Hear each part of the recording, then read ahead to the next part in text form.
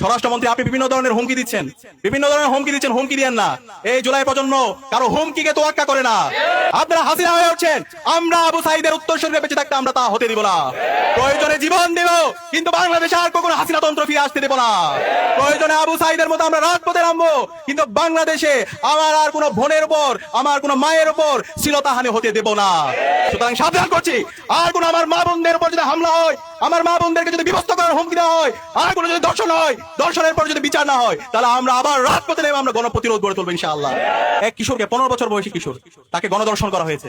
গণধর্ষণ করার পরে যখন সে বিচারের দাবিতে এলাকার বিএনপি নেতার কাছে গেল, পরবর্তীতে তাকে বিভিন্ন ধরনের হুমকি দেওয়া হলো এবং এরপরে ওই পরিবারের সামনে থেকে, তার বাবার সামনে থেকে তুলে নিয়ে গিয়ে তাকে হত্যা করা হয়েছে। বাংলাদেশ আজ ভালো নেই, ঢাকা আজ ভালো নেই, নরসিংদী আজ ভালো নেই, গাইবান্ধা আজ ভালো নেই।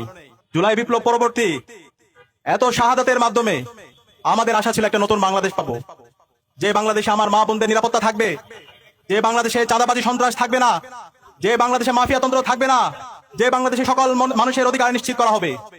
এবং এই জুলাই বিপ্লব পরবর্তী আজকে নির্বাচন হয়েছে। নির্বাচন পরবর্তী আমাদের আশা ছিল যে সরকার আসবে, সেই সরকার শুধুমাত্র একটা দলের হবে না, কোন একক বর্গের হবে না, সকল মানুষের, সকল দলের, সকল মানুষের অধিকার নিশ্চিত করবে সেই সরকার। কিন্তু আমরা দেখতে পেয়েছি আজকে এই সরকার শপথ নেওয়ার পরে 12 থেকে 13 দিন হচ্ছে, এই 13 দিনে তারা আমাদের এই দেশের নাগরিকদের জীবনের নিরাপত্তা তারা দিতে পারেনি, তারা আমাদের এই দেশের নাগরিকদের সম্পদের নিরাপত্তা তারা দিতে পারেনি, তারা এই আমার এই দেশের মা বোনদের ইজ্জতের নিরাপত্তা তারা দিতে পারেনি। আমরা দেখতে পেয়েছি নির্বাচন পরবর্তী 24 ঘন্টার মধ্যে সারা দেশে সহিংসতা। সেই ফেসিবাদী আমলে যেভাবে ভিন্ন মতের, ভিন্ন পথের উপর যেভাবে আক্রমণ করা হতো, ঠিক একই কায়দায় নির্বাচন পরবর্তী সারা দেশে সন্ত্রাসীরা বাড়িঘর ভেঙে দিয়েছিল। নির্বাচন পরবর্তী 24 ঘন্টার মধ্যে আমরা 4টা লাশ পড়তে দেখেছি এবং একই সাথে সারা দেশে অসংখ্য মানুষের সম্পত্তিকে দখল করতে দেখেছি। একই সাথে আজকে 12-13 দিনে সারা দেশে আমার মা বোনদের উপর হামলা হচ্ছে। এই ঢাকা বিশ্ববিদ্যালয়ে এক দলের সন্ত্রাসীরা আমাদের বোনদের উপর তারা হামলা করেছে।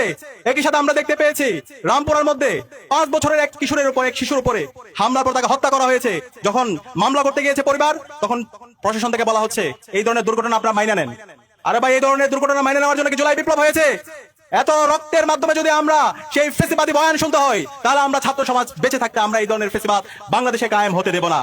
পরবর্তীতে এলাকাবাসী যখন ঘেরাও করলো, এরপরে মামলা নেওয়ার পরে পরিবারকে ক্রমাগত হুমকি দেওয়া হচ্ছে মামলা তুলে নেওয়ার জন্য।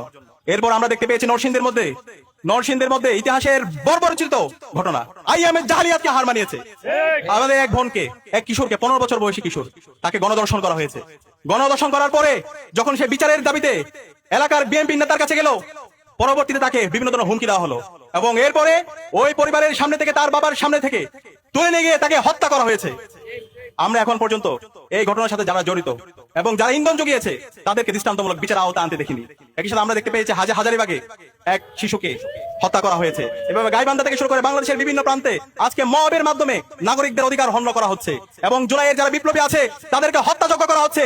এবং এই খুনি হাসিনা যে গত 16 বছর বাংলাদেশে ফেসিবাদ কায়েম করেছে, গুম খুন আইনাগরের মাধ্যমে বাংলাদেশকে একটা অকার্যকর রাষ্ট্রে পরিণত করেছে এবং এই জুলাই বিপ্লব আমাদের 2000 ভাই বোনকে শহীদ করেছে। এই খুনি হাসিনা এবং তার দূষরদেরকে আবার বাংলাদেশে পুনর্বাসনের ব্যবস্থা করছে একটি দল। আমরা সাবধান করছি এই খুনি হাসিনা এবং তার দূষরদের বিরুদ্ধে বর্তমান সরকারকে জিরো টলারেন্স নীতি ঘোষণা করতে হবে।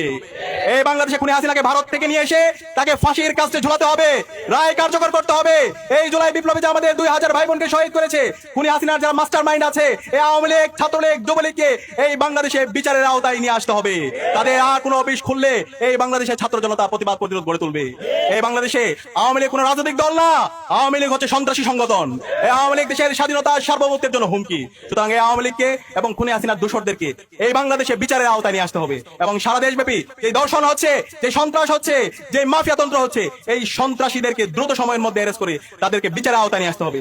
একই সাথে আমরা দেখতে পেয়েছি ঢাকা বিশ্ববিদ্যালয়ের শিক্ষার্থীর উপর এবং সাংবাদিকদের উপর এই শহরদী উদ্যানে পুলিশ হামলা করেছে। আমরা এই ধরনের পুলিশি রাষ্ট্র দেখতে চাই না, যে পুলিশ আমার সাংবাদিকদের উপর হামলা করে, আমার ভাইয়ের উপর হামলা করে, আমার বোনের উপর হামলা করে। সুতরাং এই পুলিশের যারা এই নাগরিকদের উপর হামলা করেছে তাদেরকে বিচারের আওতায় নিয়ে আসুন। আমরা দেখতে পাচ্ছি এই পুলিশের বিরুদ্ধে ব্যবস্থা না নিয়ে বরং তাদেরকে আরো পদোন্নতি দেওয়া হচ্ছে।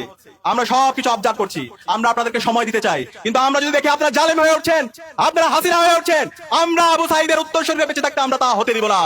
প্রয়োজনে জীবন দেব, কিন্তু বাংলাদেশে আর কোনো হাসিনা তন্ত্র ফিরে আসতে দেব না। প্রয়োজনে আবু সাইদের মতো আমরা রাজপথে নামবো, কিন্তু বাংলাদেশে আমার আর কোনো বোনের উপর, আমার কোনো মায়ের উপর শ্লীলতাহানি হতে দেব না। সুতরাং আমরা অনুরোধ করবো, স্বরাষ্ট্রমন্ত্রী আপনি বিভিন্ন ধরনের হুমকি দিচ্ছেন, হুমকি দিয়েন না। এই জুলাই প্রজন্ম কারো হুমকিকে তোয়াক্কা করে না। আমরা দেখতে পেয়েছি এই ঢাকা বিশ্ববিদ্যালয়ে 15 জুলাই খুনি হাসিনা এবং তার দূষররা, নিষিদ্ধ ছাত্রলীগ আমাদের বোনদের উপর হামলা করেছিল। পরবর্তীতে বাংলাদেশে যে গণবিপ্লব হয়েছে, সেই বিপ্লবের মাধ্যমে খুনি হাসিনা এই দেশ থেকে পালাইছে।